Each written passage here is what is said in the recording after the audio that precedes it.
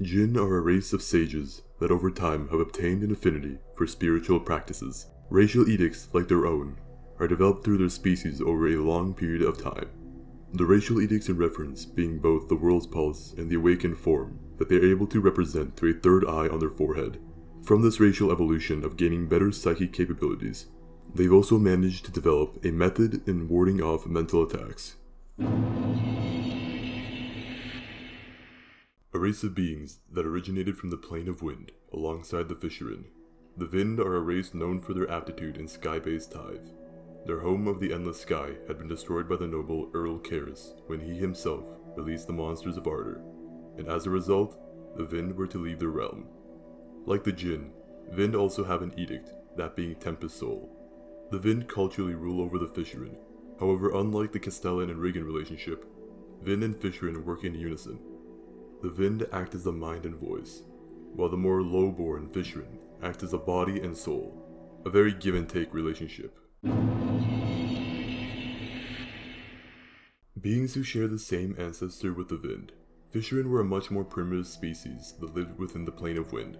They themselves are a species of semi-gelatinous creatures that are able to alter their physiology, that of a liquid, solid, or even gaseous state.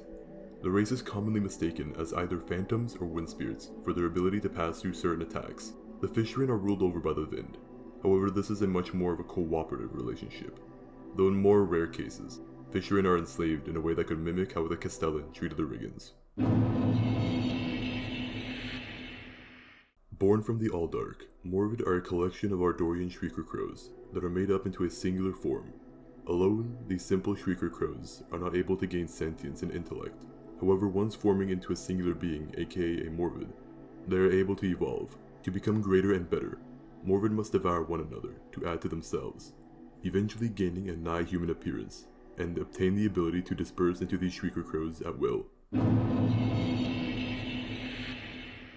A race that has the idea of malice written into its very blood. The Dinakiri were the creation of Altum and born within the Abyss.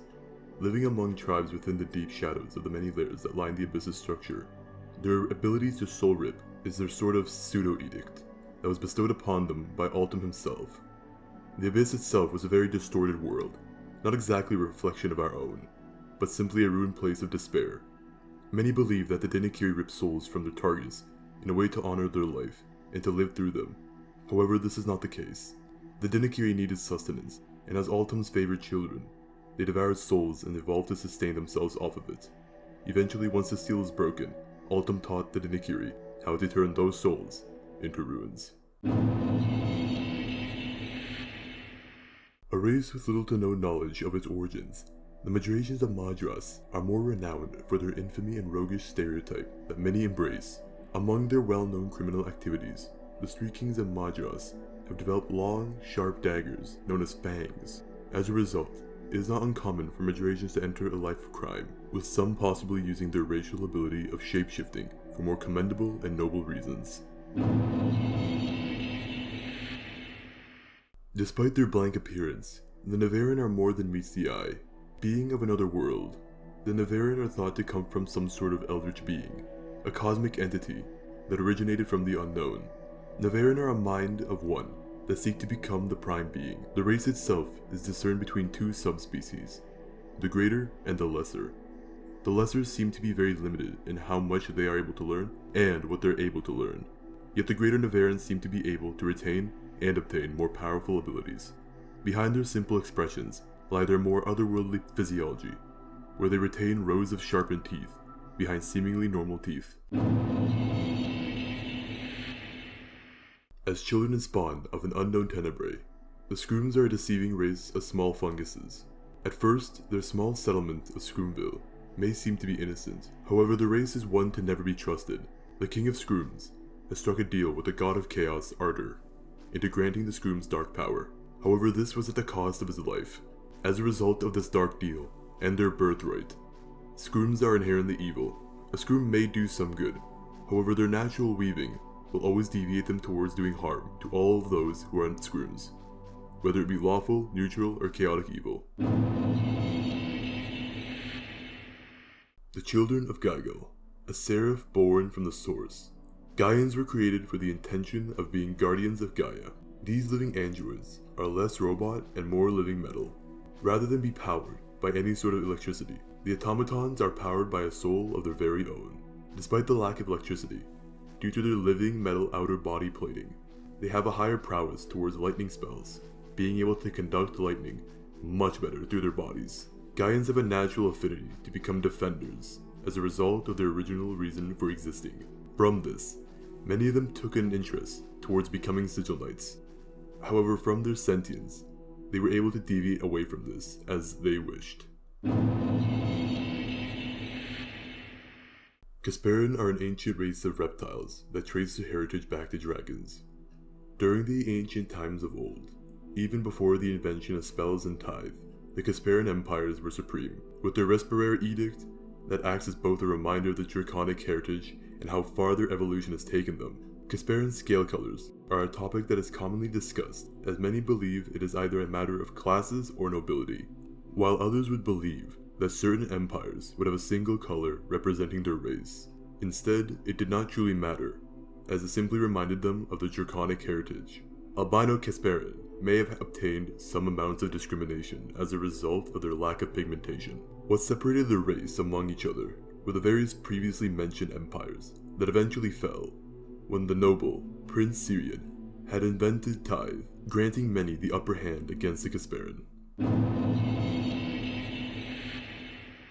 The CEOs of racism, the highborn Castellan, are a proud race of mages. They are most infamous for enslaving the Riggins, as it is said that Solon, the god of order and subjugation, wished for them to enslave the Ardorian race. Within the Castellan society, they live in a mix of classes, in a system where if one is not able to perform tithe or cast spells, they are placed within indentured servitude. As a race that prides themselves on their arcanic capabilities, the race has various mage sanctums scattered across the world, one of which being the hidden hall that exists within the crack in the wall. This sanctum was also a place to escape the reign of Lord Sylvester Tempest of Sentinel. A race of Spartan-like people, Ashen live in a Greco-Roman society where they are trained from birth to become warriors. With their inherent skills in combat, it is not uncommon for an Ashen to be able to take on a seasoned warrior with ease, as not only are they taught ideals of being a warrior, they themselves turn their own bodies into weapons, with punches and kicks able to equal that of an Akuma or monk. A race of subterranean dwelling folk who take the appearance of what we call Dark Elves.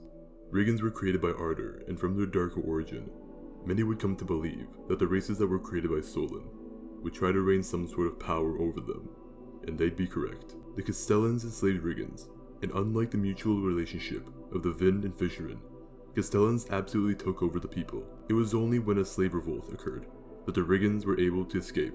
Theories surrounding how they escaped stem from a united cause in overwhelming numbers, to a few of the arcanically gifted obtaining ice spells. Nevertheless, Riggins embody the freedom that Ardor represents.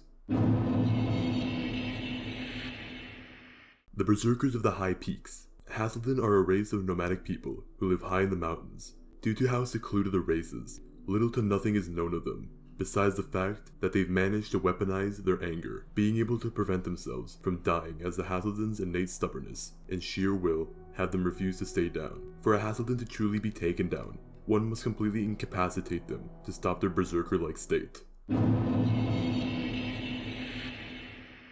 Confused to be androids, constructs are beings that have been synthetically altered to be somewhat of a serif. A clear failure in that objective, their creator, Lannis Shallow, had kept them rather than destroyed them, as they proved to be useful. Instead, he had them act as assistants to his experiments with their synthetic physiologies, able to intake large quantities of toxic material. What was the continuation of Lannis' goal to obtain his very own serif? The Cameo were created through the means of dark alchemy, a large difference to the more genetically altered constructs. When one becomes a Cameo through the means of sacrificing the lives of others, their soul becomes obliterated, as they can no longer cast spells, yet they are able to still channel mana. The Cameo's existence within the world is a direct insult to any sort of god or being that can create intelligent life, as the Cameo would be considered abominations of nature. The Azalea are the ones who walk the many planes of the universe. The race itself originates from the plane of fire, signified by their infernal-like appearance, horns and red skin. However, they are not demons. Azalea have the inherent ability to planeswalk between dimensions, though this ability needs to be honed like any other, with many Azaleas being tied to traveling through a single plane. The race itself could be compared to the Vind and Fisherin, as they too come from their own plane of existence of a specific element. Azalea culture is nearly unknown, as the race is so spread out throughout the universe. It is considered that the race itself has no true culture, and rather integrates itself among other cultures, though others are stalwart on the idea of an ancient Azalea society. Whether you call them meta-Scrums or metal Scrums, they were something devised by the Vind to create a way to improve the Scrum race. Feeling some sort of combination of empathy and pity for the fungal race, they sought to help them. Though the act of having to strip a Scrum's body in order to modify it and essentially turn them into cybernetic fungoids had caused these Vind researchers to break down in a sort of existential crisis, as they would take volunteers and rip them apart, only to put them back together, and it had been hard to determine whether these new Scrums were even the same or not personality-wise. As a result, the key to the laboratory had been stowed away and given to the officials within the castle in the sky.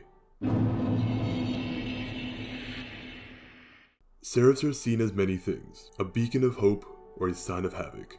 Their existence is tethered to their god, as they are either created through a god's intense emotions, such as Pontiff Ratriel, or a serif might be born through a god requiring an objective to be completed on Gaia, such as Ardor creating Enabris to induct more Abyss Walkers into the Legion, or Amarek creating their serifs Evastiel and Lastiel to recall and even destroy weapons. Once a serif's purpose is fulfilled, they no longer will have the need to exist, and exist they no longer will.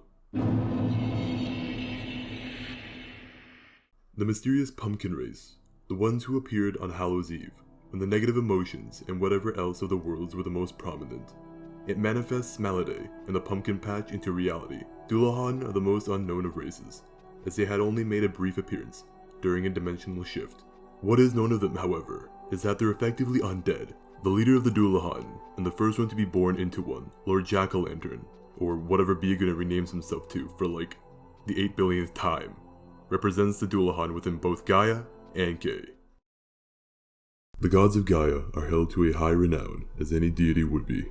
However, they themselves could be more compared to leviathans in terms of their power. The Gaia pantheon as we know it is made up of 5 gods: Solon, god of order and subjugation; Ardor, god of freedom and chaos; Altum, god of malice and evil; Elamira, goddess of healing; and Amarek, god of blacksmithing and blades.